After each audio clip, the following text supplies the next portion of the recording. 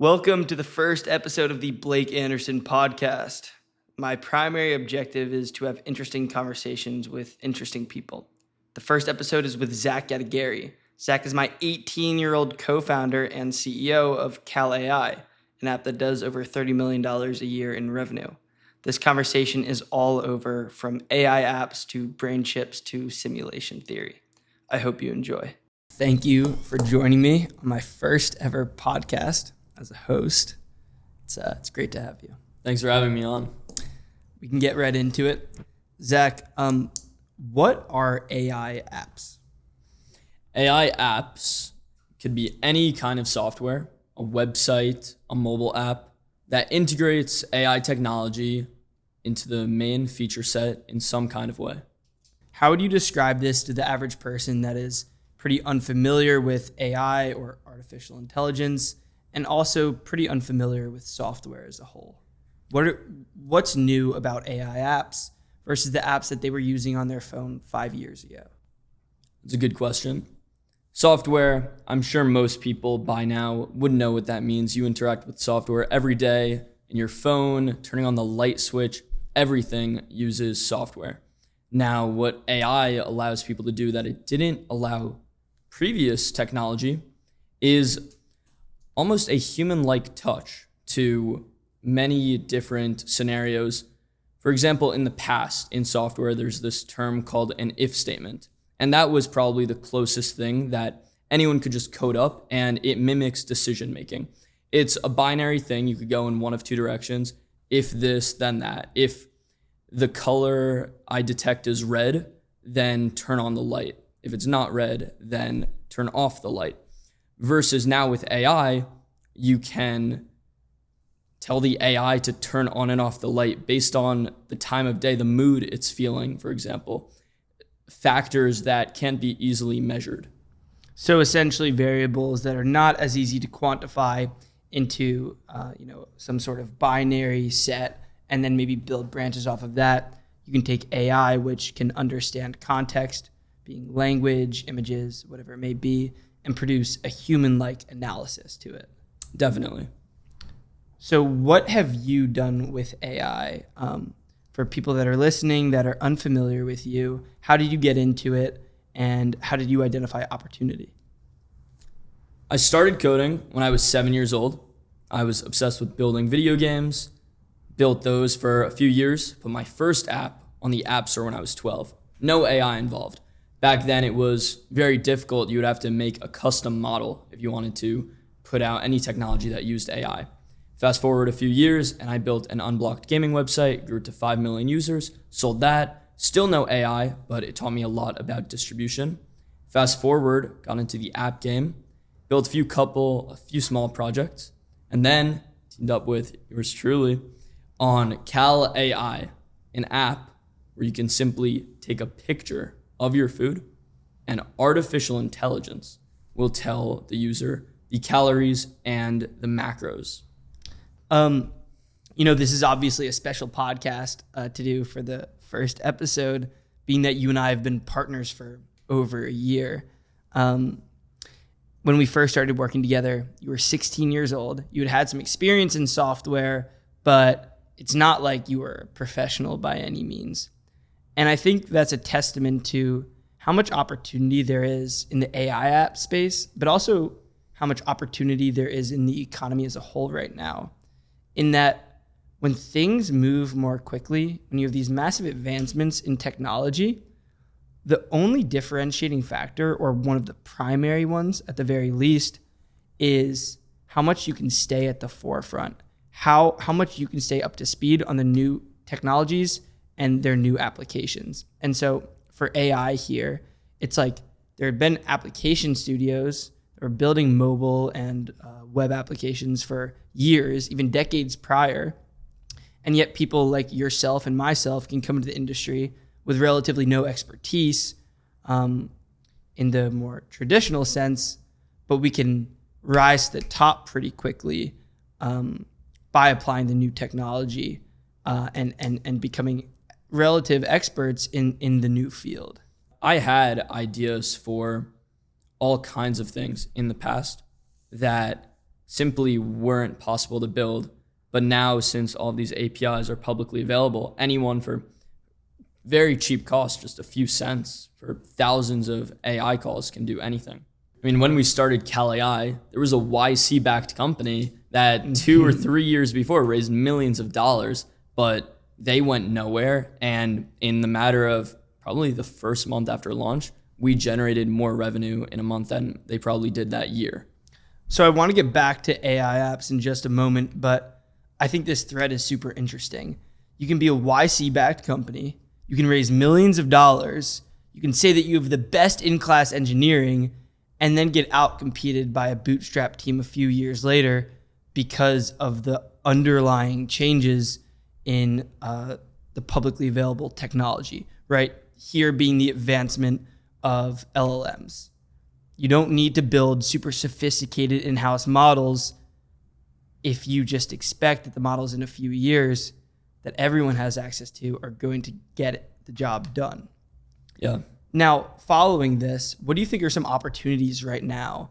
Some maybe problems that aren't fully solved yet, but are going to become easier and easier to solve over the course of the next few years? I think that you can look at almost any industry, any product right now that doesn't use AI and find ways that AI would be useful. For example, a calendar. It's a simple calendar. We've used these for hundreds, thousands of years. And recently, there are now companies like Motion who help you organize your calendar scheduled around your work week. Same with note-taking. Everyone's been note-taking, pen and paper, maybe voice recordings for years. And now with AI, you have voice note-taking apps where you simply record a voice and then the AI will transcribe it. I think those are two really interesting examples because they're both products where AI has been applied to democratize essentially a personal assistant, right? It's like two of the main functions of personal assistants are manage calendars and manage documents or notes. And these are two instances in which, okay, not everyone can afford a personal assistant, but this is pretty much commoditized intelligence. It's very easy to reduce this down into tasks that LLMs can complete on their own. So that's a really interesting thread. Then there's essentially what we've done, which is take a consumer action that they already engage in and make it more efficient, right? Through using LLMs, we can allow people to just take a picture instead of having to manually scan the barcode or type out the information.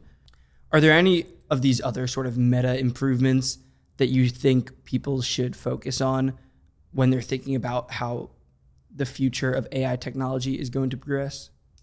The framework that I like to look at is anything that's monotonous can be and will be replaced. And right now in software, it's super easy to do that. Going forward, it will also be in the real world with hardware. Mm-hmm. What are some hardware applications that you're excited for? It's a great question. There's definitely a ton. I'm very excited for the future of glasses. I think that there will be, like the Meta Ray-Bans just came out, have been playing around with them the last week instead of AirPods, just experimenting, seeing if I see the vision for it. And I do. I mean, right now it's just audio, but when they actually will overlay graphics, I think that's going to be awesome. Where does the opportunity within AI glasses lie? I think that this is something you say all the time, a local LLM where you could just ask it questions. Sure, totally agree. I would add to that, I think there's a lot of opportunity for AI hardware in the form of a local LLM that you can ask questions. Maybe it's a watch. You know, a lot of people are building on the pendant thesis. Maybe it's like a computing puck. I think glasses are so interesting because it seems pretty obvious to me that they are going to be the next primary form factor after the phone. Whereas some of these other things, it's like the Apple Watch, for example, like that isn't a phone replacement. Glasses could be a phone replacement if done right. So when I think about that, the vast majority of people won't be able to compete with Meta, with Google, with Snapchat even. I don't know if they're going to be a real player. Apple. But I think there's going to be an insane new software wave. Definitely. Because they're all like, they're not going to try to do everything in-house. You know, they're going to have app stores. And we're going to have this insane, like, as those floodgates start to open, man, it's going to be like the Wild West all over again. Honestly, I think that like the original Apple App Store, that was kind of the Wild West, but it was a little bit rudimentary, you know. It was like people were still figuring out the use cases. It took a number of years. The AI wave was like a mini Wild West. But now when we have glasses, we're going to understand a lot of the consumer software use cases, but there will be no major incumbents. Few guys will port over, but for the most part, completely unexplored territory. Yeah, exactly. I mean, just like you said it with the App Store, that was Wild West. And I think it almost became saturated where most ideas were built. There were very few totally original, innovative ideas that people actually enjoyed using. Maybe come 2022, completely new. Maybe a few, not even many social apps. But during which period? I think since the App Store came out and then 2022, I think by 2022, it was like a plateau of how many new novel apps came out. 100%. You look at like the majority of the most popular apps in the App Store, they're like all built before 2016. Yeah. And now we have this new, it went somewhat parabolic, you know? It's like if we have a graph of the number of new apps that are being released that gain significant traction. It's like initially it was a ton, and then it drops, and then in 2022, 2023. Yeah, with the AI, big spike. I mean, because almost every idea, I think every single player idea could just be reinvented or innovated on. Absolutely. And what's super cool to me and exciting to see is there were a lot of theses when the single player app wave came out that like social would quickly follow suit. I think that's pretty clearly not been the case up to this point. But I think that as we evolve the AI UX patterns, there will be more opportunity to figure out like, oh, this is how we integrate AI into social. And oh, this is how we design completely novel messaging experiences, whatever it may be. And especially when you have the glasses, when that unlocks, it's like everything is fair game. Yeah. I've seen some companies experimenting with fake social profiles that are like AIs. Sims or... Yeah. And I'm just thinking, do you think that's something people would actually want is, for example, an AI version of George Washington responding on people's comments? As in that being a new social platform paradigm as a whole? Maybe immersed within Instagram right now. Yeah.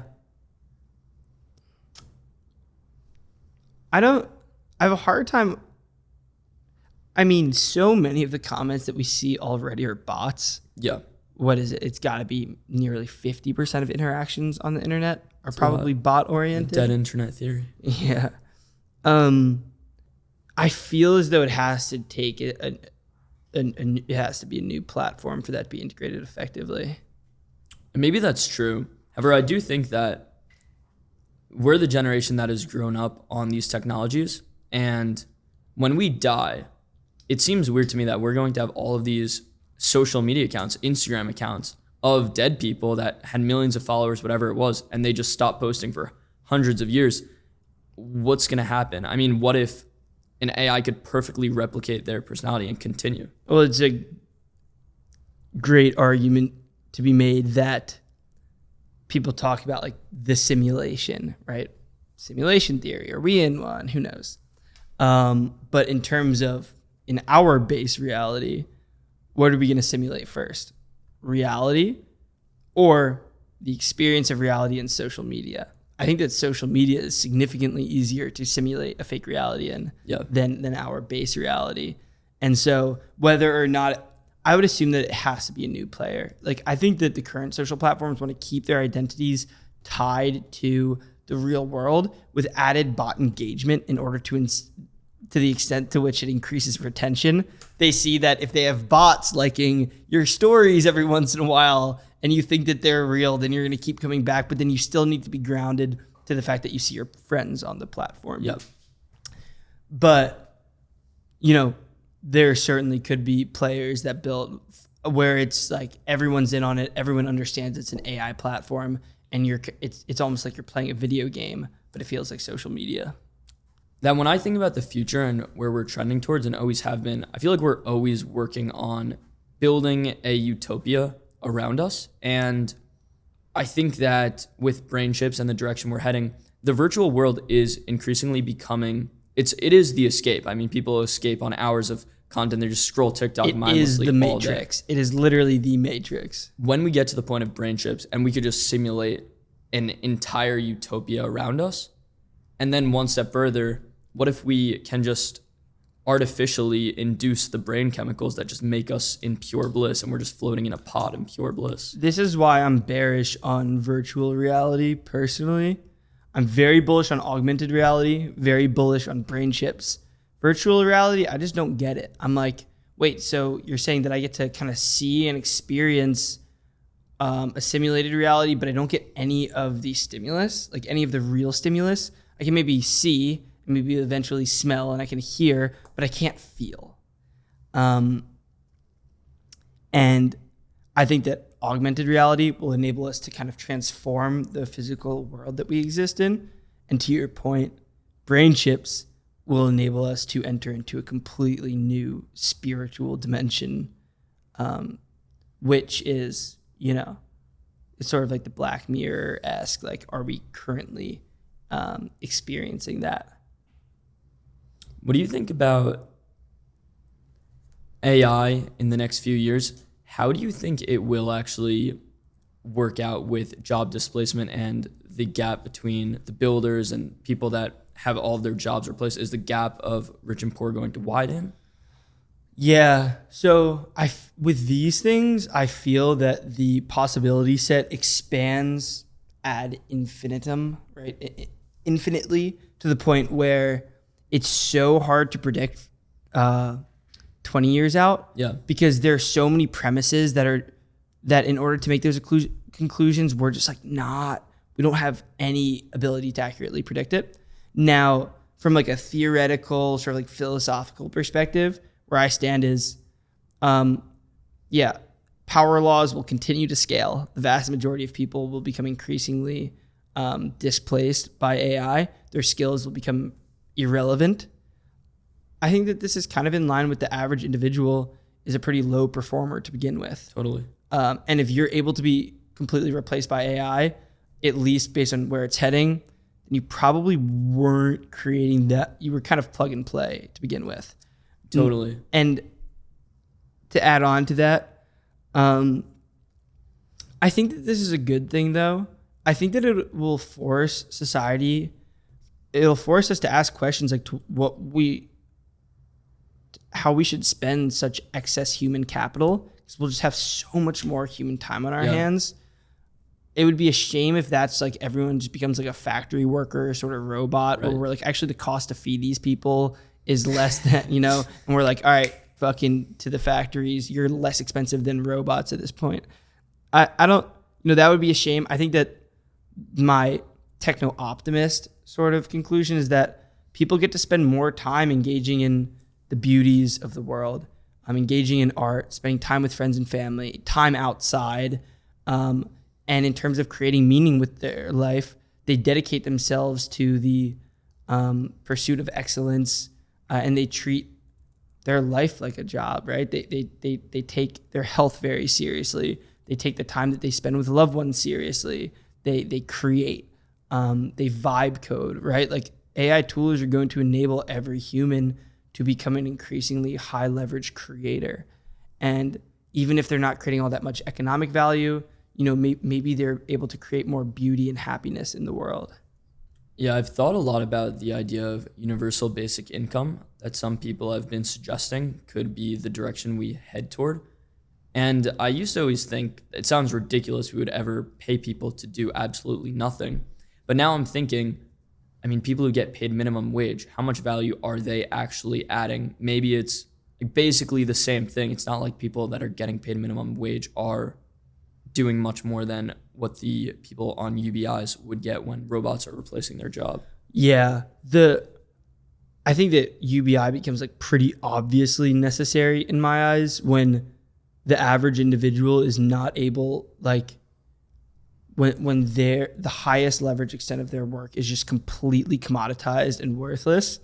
The concern that I have with it is that it can enable people to default into an insane state of consumption and sloth. Yeah. And ideally, that's a problem that we can solve, and we can figure out how to kind of reinvigorate their souls in the sense of like still desiring to experience life. And, you know, to some extent, like we already see this. People that after work, they get home and they just lock in on Instagram Reels for the next few hours. It's crazy. It's their actual default mode. They'll be on a line for like 2 minutes. They instantly pull out their phone, scroll until they get to the front of the line. And in a world where we have such incredible excess, such incredible abundance, it's very easy to default to consumption. And I think that, I don't know if this is like as entrepreneurs, we often view efficiency. And we're like, what's the efficient state? What's the optimal state? Okay, now how much opportunity, generally economic opportunity, is there in solving this? The question of how much people consume versus create, I don't know how you capture value on that. I don't know how you build a business around it. But anybody who can help push more people in the direction of creation rather than consumption, I think will be doing the world a major service as we enter into this post-AI era. I think a lot of this consumption behavior stems from schooling. I don't think we're taught to actually live life. We're not taught how to best experience the wonders of the earth. You kind of have to seek that on your own. And the internet has definitely opened many people's eyes to the possibilities. But I think there should be if we get to this point where people need to learn how to be more creative and pursue other means than just purely a job, then I think the entire system of the K through 12 grades should be changed, reformed. Yeah. Well, there are many threads and many factors that you have to balance when you design education systems. It's like, to what degree do you prioritize creating Albert Einsteins versus creating, who's like a, quintessential purist entrepreneur like Rockefeller, versus creating people who can work in the factories, people who can work in the office. But I certainly would agree that the internet, social media, for all of its faults and all of the hate that it gets, it certainly does a good job enabling people to follow the path that they feel most drawn to. And I think you and I's generation is kind of the first to grow up consuming relatively high quality content around entrepreneurship and technology and philosophy and psychology, where we're not taught very in depth in school, but we could find that on social media by virtue of the algorithms recognizing our interests and enabling our progression in those domains. Yeah, totally. I think AI will just totally change the education system. There's a school using it right now. Alpha School? Yeah, Alpha School. Yeah. And their results are pretty so crazy. Cool. It's so sick. They have like, I don't know if it's the record, but their average SAT, ACT scores are like crazy high. There's certainly like a component of selection bias there where it's like smart 100%. Kids going in the first place. But Yeah. no doubt that AI is just more efficient learning. I mean, for any relatively highly intelligent individual in K through 12, what percent of your time were you just sitting there daydreaming, completely disengaged in the course material, like 80+%? Yeah, I mean, it really is like no joke, no exaggeration. And the question is that a bad thing? Because boredom, I've heard, is very good for you, especially for creativity. I think so. I think that intentional boredom is. For example, I don't find that I'm all that creative if I'm sitting in a subway that's rocking and super loud and, people are breathing on you and it's smelly. I don't find that to be a creativity-inducing environment. one step lower, or maybe one step less bad. Sitting in a classroom where the teacher is constantly vying for your attention, getting mad at you for daydreaming, and kids are kind of making noise. I don't find that is all that productive for my creativity. It's not terrible. It's not 0, but it's definitely not 1 on a scale of 0 to 1. Going on a walk in nature, meditating, playing a light sport, socializing with intelligent friends. I think that those are more creativity-inducing tasks or activities, I should say. Maybe the case. I do think, I don't know exactly what it did, but the extent that I was bored in my very early years of elementary school, I believe they did have a big impact on me. What did you daydream about? Various things, but as a kid, I was always the kind of person who, I had all of these different kinds of pens in my desk, and I learned how to make pen shooters, where I would use the different springs and parts of a pen to like create something that I could launch I did that out. as well. Yeah. And so I was just always tinkering with random household and classroom materials. And I mean, it's hard to know exactly the thoughts, but probably on that front. I played a ton of Minecraft and RuneScape. Yeah, a lot of Minecraft and Fortnite thoughts. I would, in both of these games, I would have factions, guilds, like towns, which were all essentially small businesses. Yeah. I would daydream about my businesses. Yeah. We had employees. We had times that people would have to get on. We had shops that we set up. We were running gambling rings, like you name it. And I would always, every day, just daydream about the moment that I either got home or finished sports, whatever, and got to hop on that computer and get to work. I fucking loved that. It was, man. And I think it's, to have those experiences as a kid, to have those things that just like energize you and fuel you up, I think that everybody has them as a kid. Yeah. And I think that so many people lose it as they get older. Yeah. And it turns to no longer playing sports, but it's, it's watching sports on TV, which, we've spoken about recently. It's no longer, building these little businesses in video games, but 9 to 5.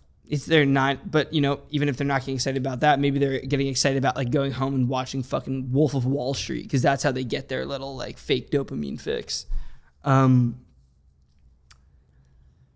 I think this comes back to what we were saying about creation versus consumption. It's like, I wonder to what degree it's solvable, to what degree. I think by nature, you need more consumers than producers. Otherwise, I mean, if you produce something and no one uses it, do you consider yourself a producer? Well, okay, let's play with this. Kind of coming back to AI apps. We see the new vibe coding trend. Yeah. It's essentially how we've done the majority of our coding since AI has come out. Right? Yeah. We're both like somewhat technical, but we're primarily like we're good enough to be able to leverage AI, especially in the early days. Like we were able to do it without Cursor. We were able to do it copy and pasting from ChatGPT, writing some code, splitting it between the two. As we increasingly abstract that away, people can create not just for the masses to be consumed, but for their own consumption.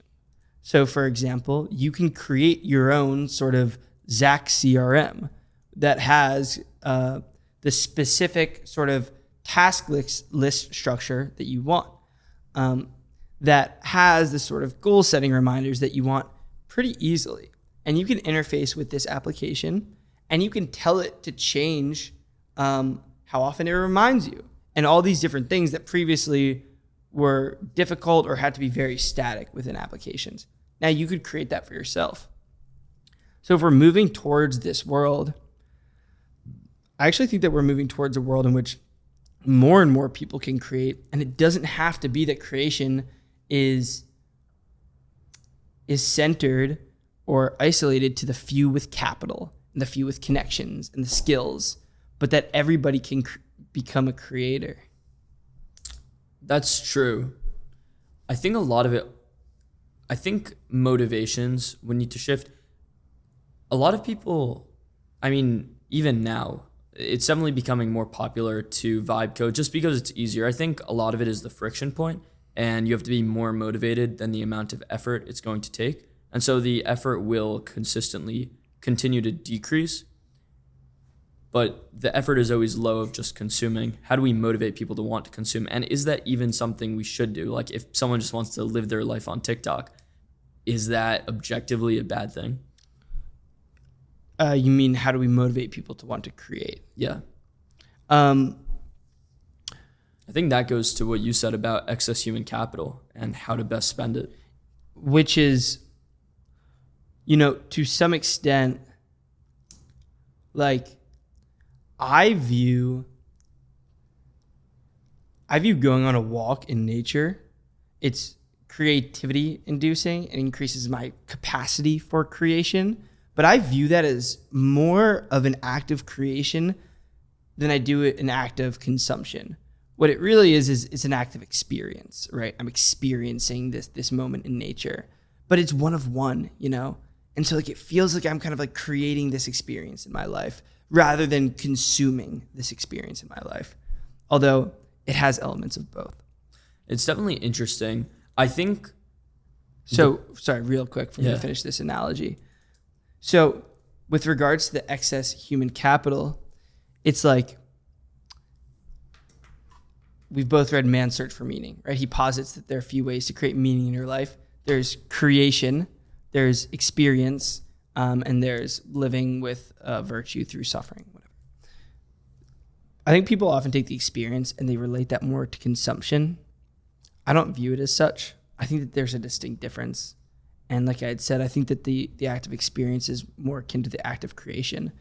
And in this world where we have this excess human capital, I think that people can use it to create things for themselves, but also to experience beauty, not in a mind-numbing consumption sense, but in a sort of personalized world sense. The same way that going on a walk is a beautiful experience, versus scrolling on TikTok is like mind-numbing consumption.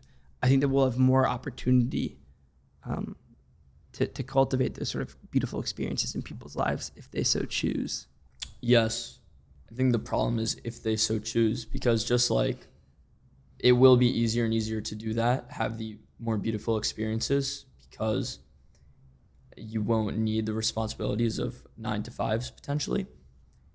At the same time, TikTok or whatever the TikTok is at the time will be so far advanced. I think we will get to the point where you could just inject chemicals in your brain that give you this like bliss that drugs do without actually the harmful effects. And at that point, do you get addicted? Do you just never want to be off it? Then you're not living. I think it would be horrible if humans got to that point, but I feel like capitalism, like someone could capitalize on that. I think philosophers throughout history have kind of answered this question for us, which is that the optimal life is not one of pure hedonism and pure pleasure. Yeah. In that we are built and we're hardwired to overcome challenges, and that we create meaning through that. Similar to in biology, there's the concept of there is no biological free lunch. You don't get to feel amazing or experience some amazing release of chemicals, neurotransmitters, whatever it may be, without paying the price later. Is that true? To some extent, yes. So the classic example here being, do you want your dopamine from cocaine or do you want it from an ice bath? Got it. I think there is a win-win scenario. What about like having a kid? So sort of positive sum scenarios. Certainly. But the point there being with a kid is like, that's a lot of work. Sure. Yeah, okay. You rarely get pleasure without any amount of work or sacrifice. For me, for example, I'll say, well, what about working out? I love working out. Working out requires significant energy expenditure. Yeah.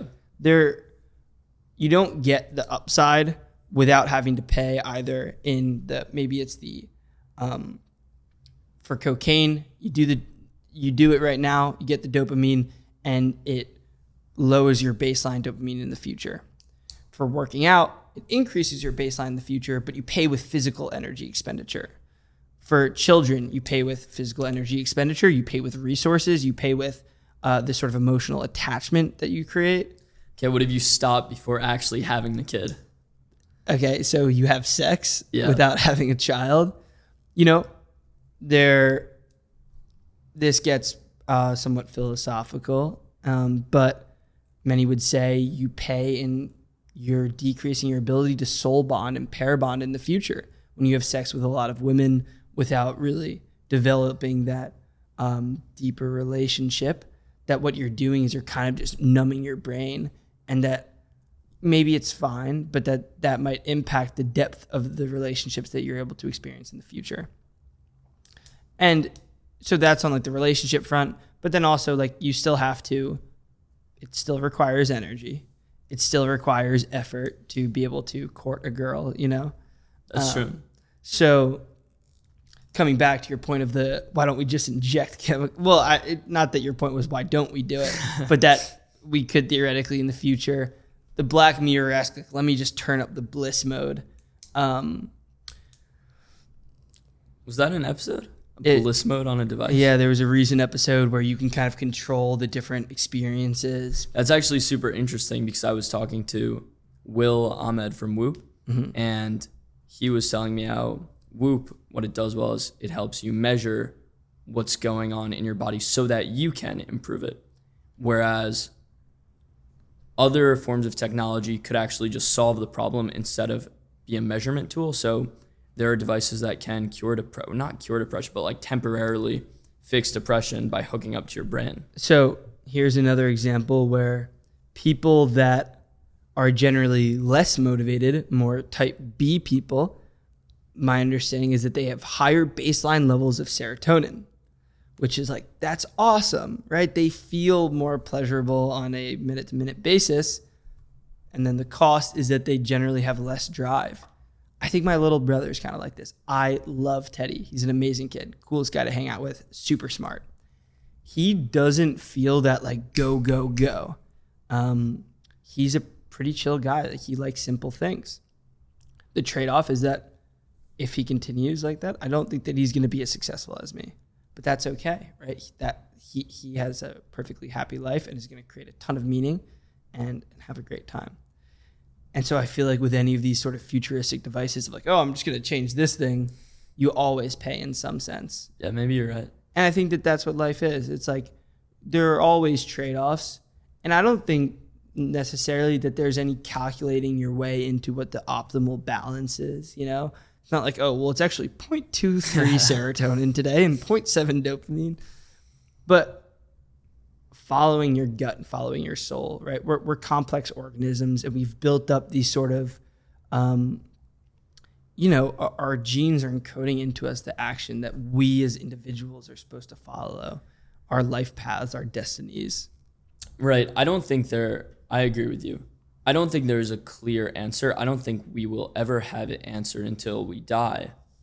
And therefore, I think that also acts as a problem because different people, because it leaves it up to the person to figure out what is the most important thing to focus on, and different people that have different belief systems will try to push those on others. And that, I think that's what leads to most conflict in this world. But also I think it will lead to people pushing maybe different technologies that we should or should not be pushing on others. Okay. I'm pulling out oh man, I left it in my hotel room. I was about to pull out a book that I'm currently reading, Ego and Archetype. It speaks about Jungian psychology. And it's super interesting because you say the issue is that it leaves up to the individual to determine how to live their life and try to figure out what's best for them. This is the classic Nietzsche pronunciation that God is dead, right? We live in a post monotheistic religious culture where we do not all have this unifying Judeo-Christian Islamic God that we all follow. And sure, those religions all have differences, but they have the general same core set of beliefs.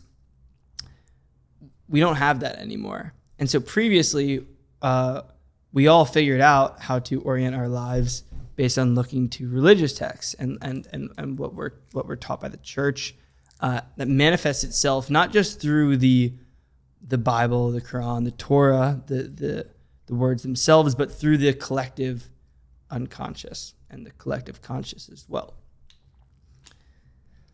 And that's a major problem now because we have these like sort of secular God-like structures where it's increasingly easy to identify your entire sense of self from maybe your political ideology, be it right wing, left wing, and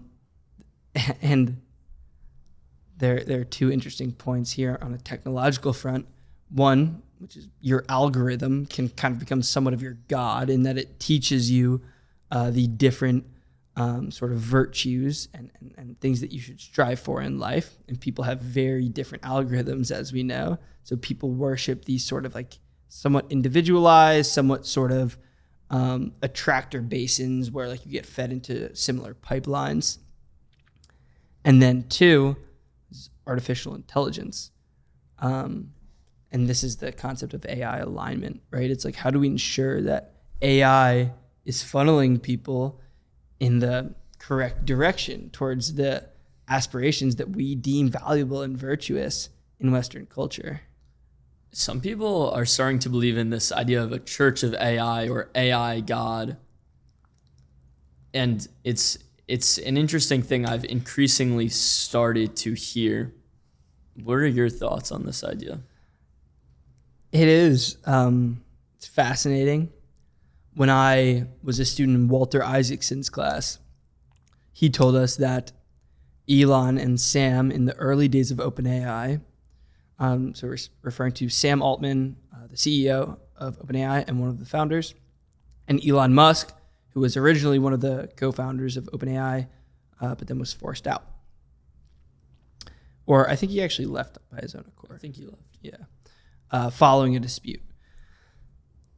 Now, Sam and Elon often went back and forth with regards to whether or not there should be one centralized unifying AI that kind of ruled them all, or if it should be collective. Sam generally believed more so in one almighty AI, kind of like the church of AI, as you're referring to, and Elon in a almost decentralized sort of conglomeration of different specialized AIs. Is this in reference to different companies' AI models or different models that do different things?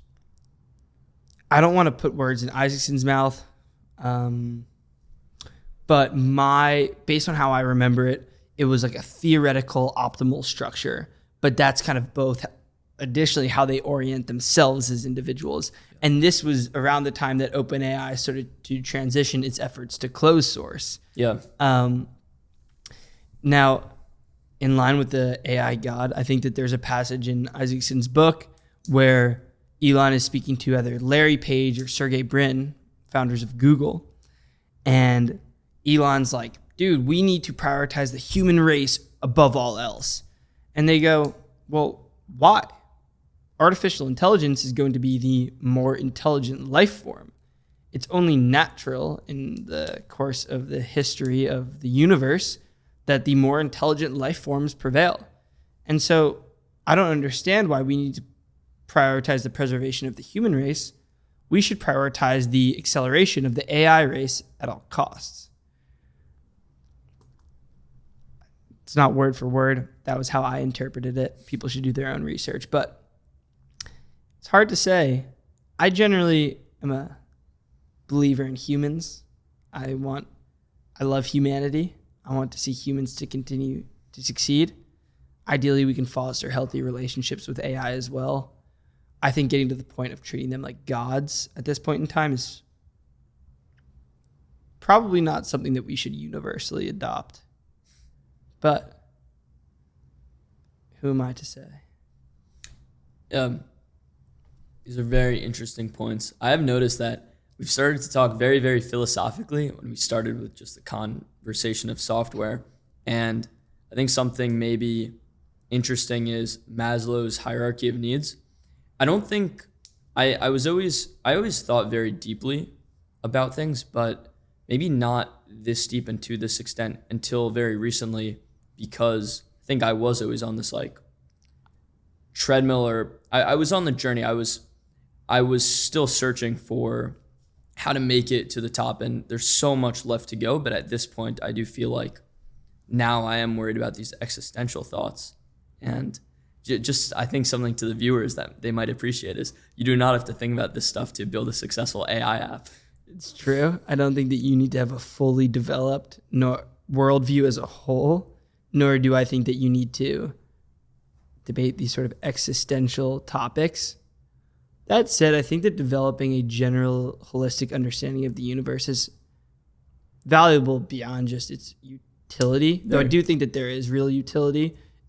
I think that if you can think clearly from a high level, understand the fabric of the cosmos, I think both from a sense of physics, a sense of psychology, a sense of philosophy, it's going to increase your ability to put the more micro things into perspective. If you can see the tides of the ocean, you're going to be more easily, if you understand the general tides of the ocean, you'll be able to more effectively orient your sails so that you can reach the correct destination. Totally. And I think in addition to Maslow's hierarchy of needs, like you're probably thinking like, wow, I start to have this material success and then I start to question the existential. Well, there's also like, I think it's Kierkegaard's stages of development where I think it's very natural as you get older to question these things more and more. And you're probably speed running some of it as well, because you being 18 years old, running a company making $35 million a year, you are, you just kind of like speed ran the game that most people play as you get to that kind of further stages of maturation. Well, that's interesting. I always think about kind of future-proofing things and building things that, one, it's easy for consumers, but then secondly, I think there is good UX to anything that we still talk about today that was built thousands of years ago, including ideas, had some sort of good UX to it, like Maslow's hierarchy of needs. UX being user experience. User experience. That's like the most common consumer app term. And this is kind of random, but Maslow's hierarchy of needs, if it was named like Jared's hierarchy of needs, would it be used today? I don't know. I think Maslow, since it's not a name that's used today, maybe something where it's people aren't giving too much credit to this one guy. They think of it as just like... It's certainly something to be said about sticking power there. That's funny. Just a thought. How much time do we have left? We got a few minutes. Do you know if we're going to have extra time or no? We could probably do like an extra 15 minutes. Oh, sick.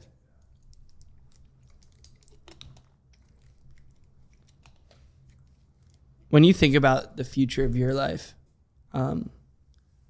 we talk a lot about macro decisions, right? Like, what are the correct macro decisions? I think one example is like going into the right career path. This applies to everybody. If you go to school and study gender studies for fucking 4 years and then you go do a PhD in another 4 years, it's probably the wrong macro decision.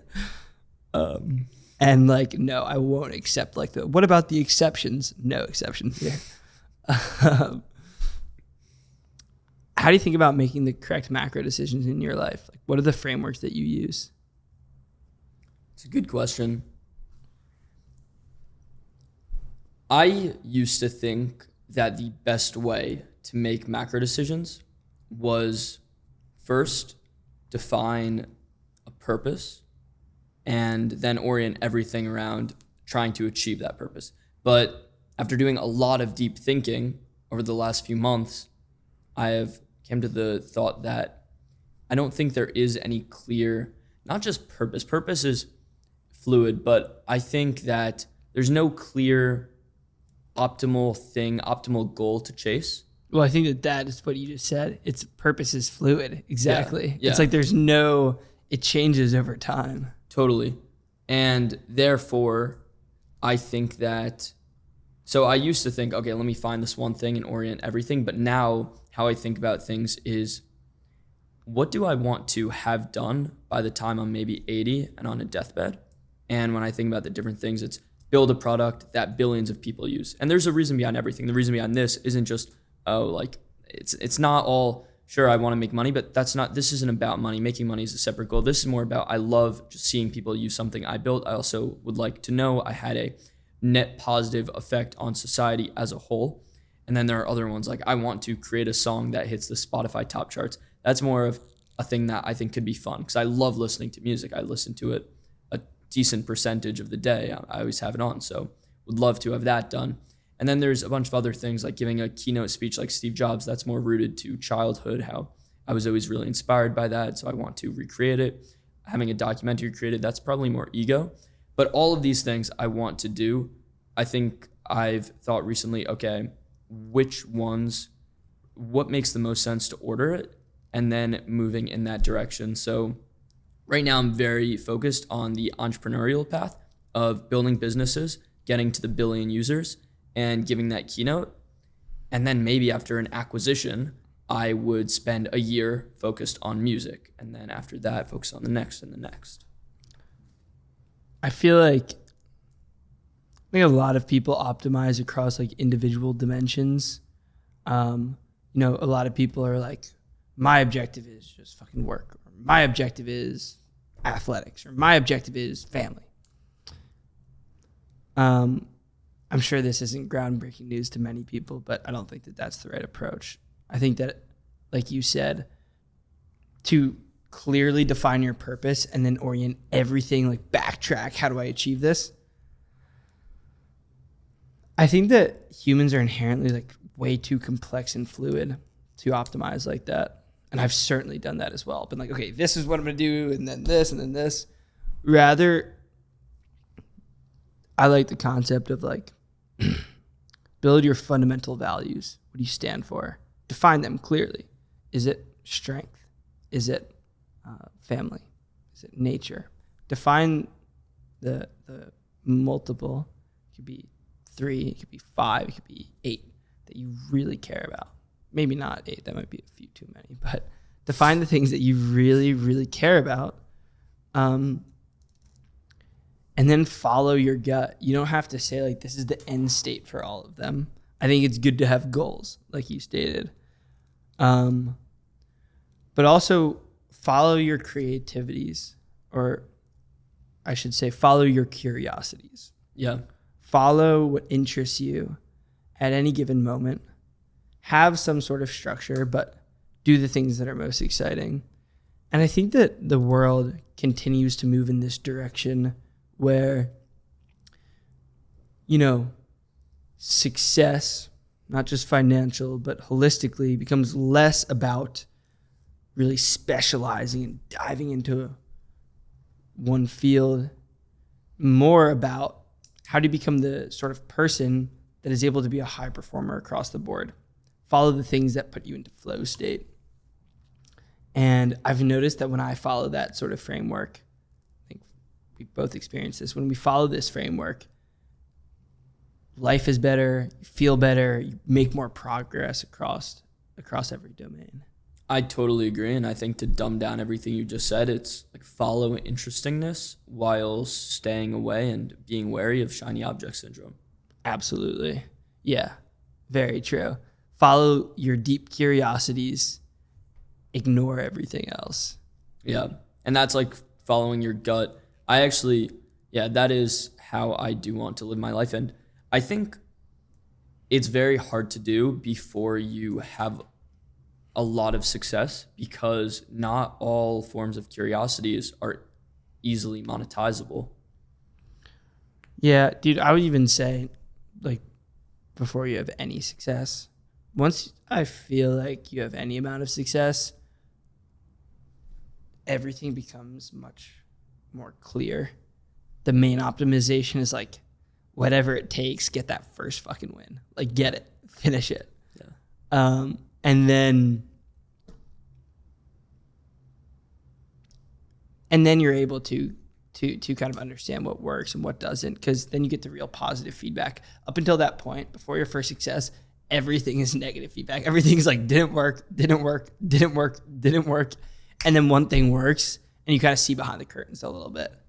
And then you figure out, like, okay, these are the general things that do work. This is what I have a propensity for. Now you have connections with other people that have figured out how to make shit work. Whereas before, everything's like a black box. 100%. All you see is like entrepreneurs online. You have no idea who's lying, who's not. Yeah. Yeah. Once you do have a little bit of success and you start integrating yourself into the space, it is super interesting because, first of all, 90% of what people put out is just completely inaccurate. And also representations of their lifestyles. So many things, too many misconceptions. And so I think podcasts like this one will actually be very, very good, actually going deep on what a real business model is. And it's not just extremely high level. We've gone really deep on the business model today. Huh? This has not been high level at all. This has all been in the trenches. No, well, yeah, I mean, to people listening, who knows? Actually, like, fuck it. Maybe this will just be the podcast. Zach and I have a lot of content online. You can like find all the in the weed shit. I don't know if there's all that. Like, dude, we started off going to the AI apps. And I'm like, holy shit, I've heard you say this 20 times. I've said this 20 times. And then we both just kind of seem to simultaneously agree, like, fuck that. Let's go high. Let's talk about AR. Let's talk about simulation theory. That's funny. To your point, though, I think that honestly, in terms of the like getting the insider knowledge, the key takeaway is like I do think podcasts as a whole are good. If this one doesn't end up being in the trenches, go listen to like Brett Malinowski or My First Million, whatever. Sorry to cut you off, but I actually think that's why I get way more value, and I think most people get way more value out of mid-tier successful entrepreneurs on podcasts than because like billionaires, they're like talking There's about nothing to learn from them, bro. There's nothing. But people that are just starting to have success, they're the ones that are like actually in the trenches, and all they think about is their company. They're not diverging into like, what's the next stage of my life? Dude, I think you and I have also probably both experienced it. Like the further that you move from the trenches, the less you're able to easily recall and relate and provide value to people that are in it. You know, it's like billionaires who built their first successful business 25 years ago. They just they don't know what it's like nowadays to be trying to try to get your first win. They have no idea. Yeah, I've thought about this, and I'm very curious your take, and then I could give mine. But if you put someone like all of the billionaires, Elon Musk, Jeff Bezos, Mark Zuckerberg, and their goal was to build an AI consumer app that uses GPT or something, do you think all of them would come out successful? Zuck would fucking kill it. Zuck number one, top, easy. I would agree with that. You know, it's hard to say. On one front, you could be like, they just don't understand the times, blah, blah, blah, blah, blah. On the other front, you can be like, these guys are such killer operators that if you told them that this was their sole focus, I have a hard time believing that they couldn't get it done.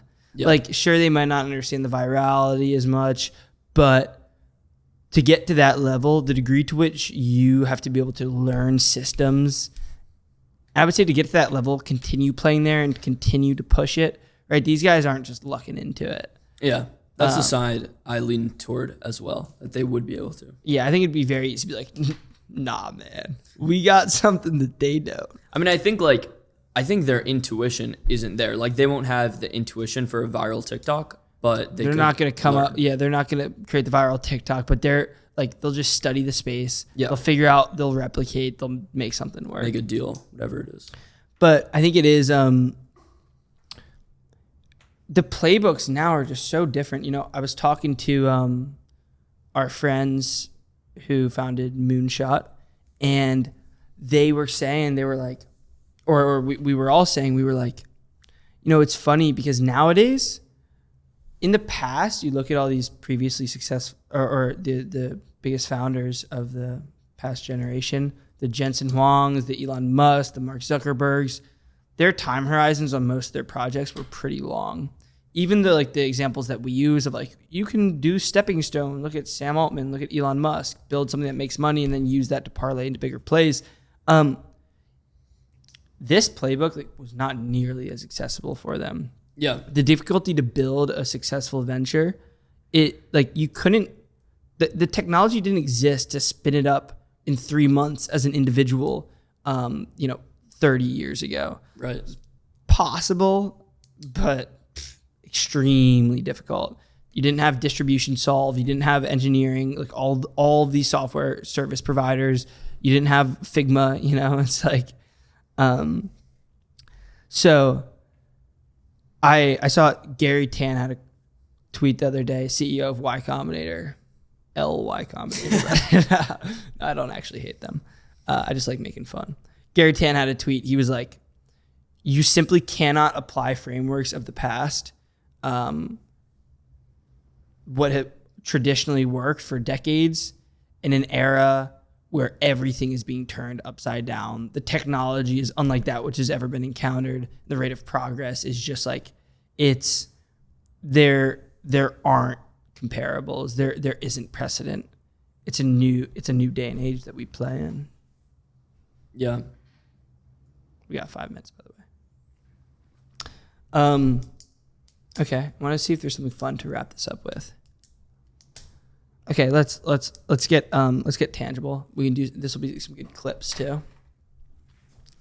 Okay, we started it off low, specific. We ended up going really high, bouncing in between. I want to end this off with really practical. I want to end this off with really practical, actionable advice for people that are listening. What do you think the greatest sources of opportunity are in the mobile app industry and adjacent? This could be building apps. This could be content agencies. This could be design agencies, engineering agencies where you prioritize building out development pipelines unlike any other, and you can build single player apps for $5,000 in pretty high quality, right?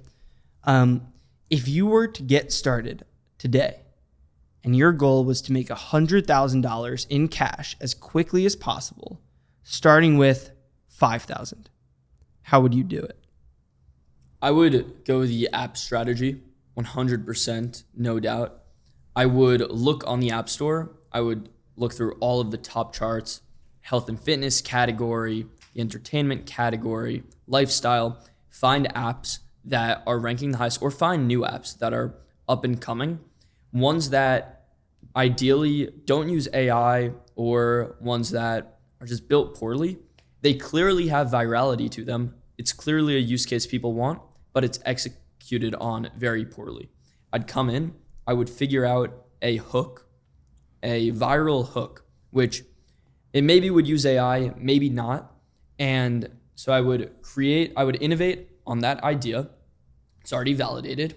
I would create a hook within it. So maybe this is a new feature, for example, that will be used in all of the promotional material on TikTok. This could be, for example, if I'm making some kind of learning app, an IQ test could be a hook. And then plugging that into a bunch of videos that maybe I would start creating them myself initially. And then after validating the idea some more, getting more feedback, I would use that capital to push out to influencers in the niche that I'm building. Good answer. This is our playbook. We're experts at this. I would add a new one here. If you were to ask me this question, I would say there's tons of opportunity there. But what I would do if I had to do it as quickly as possible, my previous answer for this, I think, was content agency. You do UGC, influencer marketing, whatever. It's starting to become saturated. There are actually a lot on the market. Even though there's still a lot of demand, it's becoming saturated. I think that would actually be the fastest right now, regardless, given our personal brand. But assuming that we don't have the personal brand, what I would do is I would spin up a development agency. I would get a few really cracked devs. I would give them equity. What we would do is we would develop a number of different templates.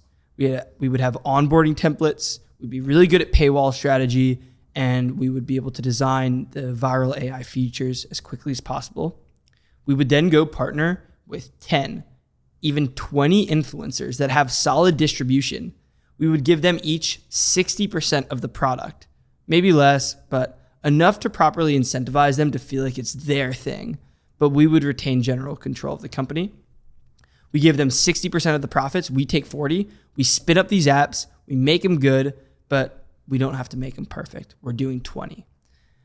I think that pretty reasonably, you could get 20 different influencers, all with 1 million plus followers across platforms within a month. And you could spin up these 20 apps if you have the proper templates within maybe 4 months, less, if you have yourself and a team of a couple of other engineers. I think this seems like pretty much a zero risk strategy.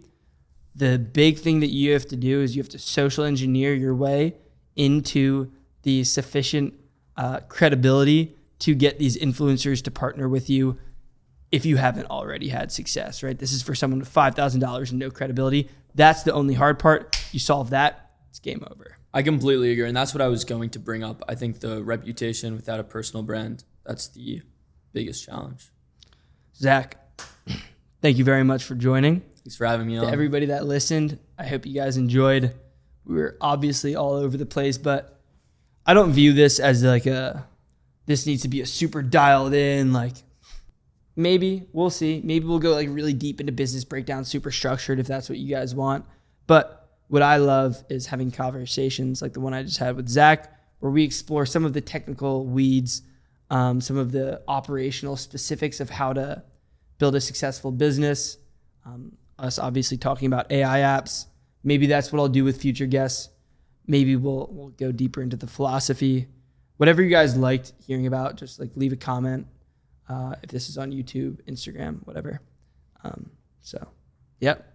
Thanks for joining, brother. Thanks for having me.